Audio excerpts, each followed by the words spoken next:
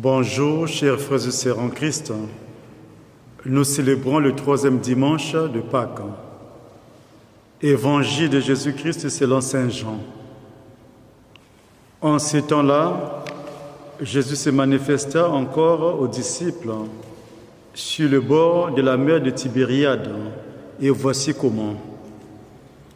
Il y avait là ensemble Simon-Pierre avec Thomas appelé Didyme, c'est-à-dire jumeau, Nathanaël de Cana de Galilée, les fils de Zébédée, et deux autres de ses disciples. Simon-Pierre leur dit: « Je m'en vais à la pêche. » Ils lui répondent: « Nous aussi nous allons avec toi. » Ils partirent et montèrent dans la barque. Or, cette nuit-là, il ne prit rien. Au lever du jour, Jésus se tenait sur le rivage, mais les disciples ne savaient pas que c'était lui. Jésus leur dit: « Les enfants, auriez-vous quelque chose à manger ?» Ils lui répondirent: « Non. » Il leur dit: « Jetez le filet à droite de la barque et vous trouverez. » Ils jetèrent donc le filet, et cette fois, ils n'arrivaient pas à le tirer, tellement il y avait de poissons. Alors les disciples que Jésus aimait dit à Pierre: « C'est le Seigneur. » Quand Simon-Pierre entendit que c'était le Seigneur, il passa un vêtement, car il n'avait rien sur lui. Il se jeta à l'eau.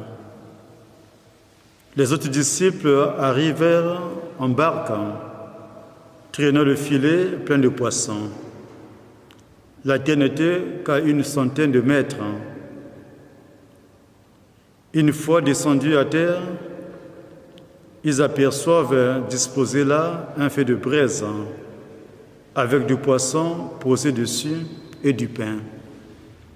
Jésus leur dit: « Apportez donc de ces poissons que vous venez de prendre. » Simon-Pierre remonta et tira jusqu'à terre le filet plein de gros poissons. Il y en avait 153. Et malgré cette quantité, le filet ne s'était pas déchiré.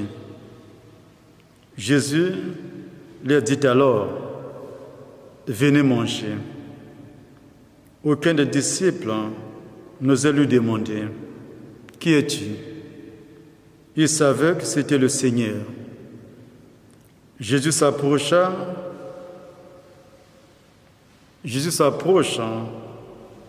il prend le pain et le leur donne, et de même pour le poisson. C'était la 3e fois que Jésus ressuscité d'entre les morts se manifestait à ses disciples. Quand ils eurent mangé, Jésus dit à Simon-Pierre: « Simon, fils de Jean, m'aimes-tu vraiment plus que ceux-ci » Il lui répond: « Oui, Seigneur, toi tu le sais, je t'aime. » Jésus lui dit: « Sois le berger de mes agneaux. » Il lui dit une 2e fois: « Simon, fils de Jean, m'aimes-tu vraiment »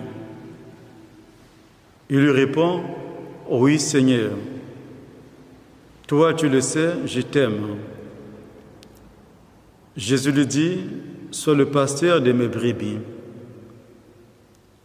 Il lui dit pour la 3e fois: « Simon, fils de Jean, m'aimes-tu » Pierre fit peiner parce que la 3e fois, Jésus lui demandait: « M'aimes-tu » Il lui répond: « Seigneur, toi tu le sais, tu sais tout.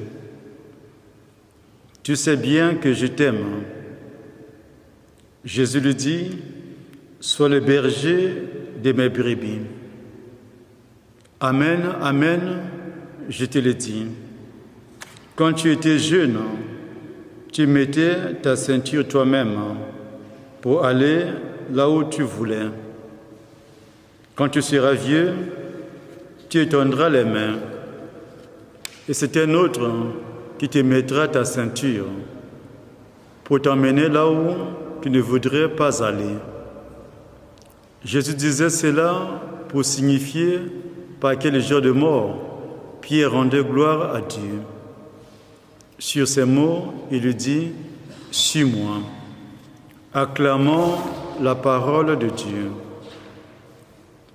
Ce texte de l'Évangile se présente comme un épilogue où l'apparition pascale mentionnée sert à mettre en place les structures de l'avenir,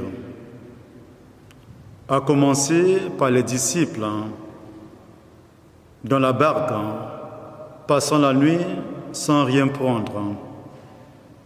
Image de l'Église, donc de chacun de nous, qui peine souvent dans l'insuccès. Pourtant, le Christ n'est pas absent. Il est là, sur le rivage, à portée de voix, qui nous interpelle, et les enfants. Mais aveugleux, les disciples, et nous ne savons pas que c'est le Seigneur, le Christ, qui nous appelle. Quand sous l'ordre du Seigneur, il jette le filet et le retire et rend plus de 153 poissons, c'est l'image de l'Église, remplie de fidèles venus de tous les coins du monde.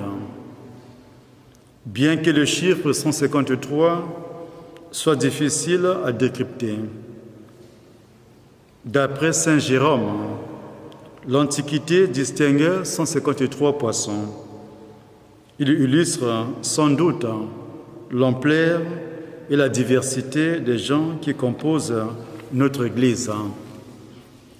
En effet, sur un geste modeste de la part du Seigneur, les disciples tombent dans l'abondance de la pêche.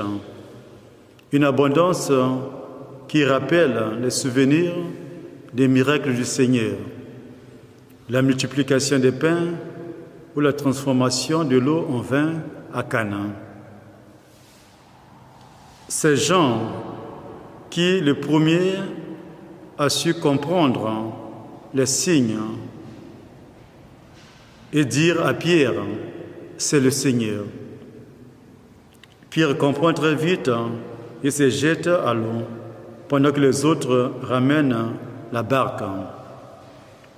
Bientôt, autour du feu et du repas préparé par le Seigneur, la conversion répond comme avant, comme si la trahison des disciples pendant la passion était effacée. Pourtant, Pierre avait déclaré pendant la nuit du jugement, « Je ne connais pas cet homme ». Jésus se contente donc de permettre à Pierre d'exprimer 3 fois son amour pour lui. Il faut reconnaître que les 7 disciples avaient repris les occupations, les métiers des pécheurs.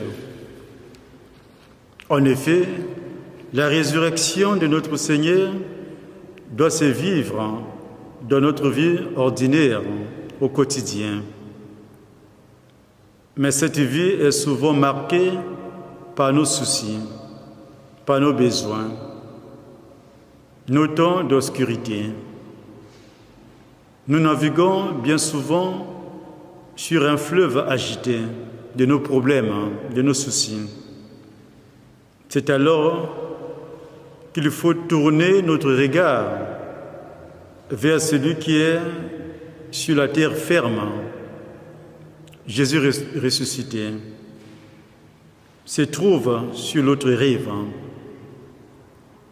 Il nous attend par-delà cette traversée qu'il vient d'accomplir.